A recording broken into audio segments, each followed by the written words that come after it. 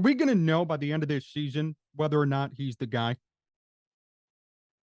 Ideally, yeah, but I'm not so sure that that is going to be as inclusive as people want it to be, and maybe as the Bears need it to be. I think the one thing that that's an interesting question because it will be the source of a lot of conversation around Chicago, and I think I get why, because we're on such a rush to draw conclusions and move on and start to think about things and when's he going to get paid? That'll be the next. When's he going to have the next contract? I think the Bears would be making a mistake if they are demanding to know that answer and they think that there's a deadline. I know deadlines are important when you're talking about contract negotiations and things of that nature. I don't know if it's that important when it comes to evaluating your franchise quarterback. You'd like to know, but if you don't, you want to trust your evaluation process and see why don't you know more than you do?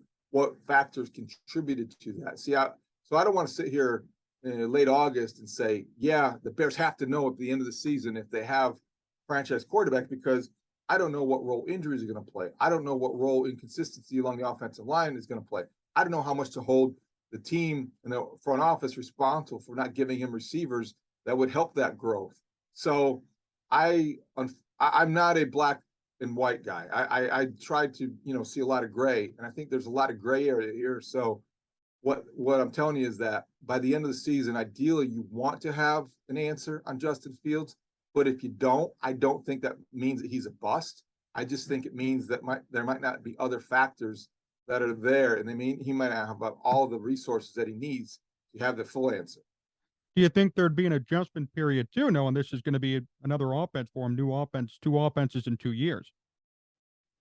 Yeah, that's anymore. That's the thing that's part of being an NFL quarterback. That's not ideal either, John. You're right, and I think that's the other thing you have to consider.